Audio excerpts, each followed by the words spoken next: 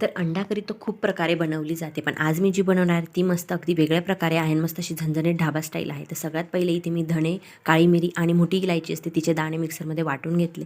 त्यानंतर मोठ्या मिक्सरच्या भांड्यामध्ये 2 मोठ्या साईजचे टोमॅटो, अद्रक, लसूण, हिरवी मिरची, कोथिंबीरीच्या काड्या, धना पावडर, काश्मीरी लाल मिर्च पावडर आणि मीठ, तेल टाकून छान मिक्सरमध्ये वाटून घेतलं. त्यानंतर कढईमध्ये तेल, चटणी, मीठ टाकून बॉईल केलेले अंडे मस्त परतून घेतले. नंतर त्याच कढईत 2 मोठे चम्मच तेल टाकून घेतलं. नंतर मस्त बारीक कापलेला कांदा छान गुलाबी रंगावर परतून घेतला आणि जे टोमॅटोचं वाटण करून घेतलं ते टाकून घेतलं. थोडंसं वाटण मिक्सरच्या भांड्यात राहू दिलं.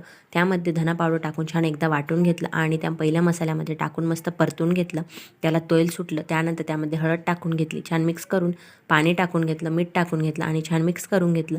नंतर त्यामध्ये मस्त बॉईल केलेले अंडे टाकून घेतली आणि 5 मिनिटं झाकण ठेवून छान दणदणीत उकळी काढून घेतली. त्यानंतर त्यामध्ये हिरवीगार कोथिंबीर, कसुरी मेथी टाकून तयार झाली मस्त अशी ढाबा स्टाईल अंडा करी. अहो, जाता जाता तेवढं चॅनलला सबस्क्राईब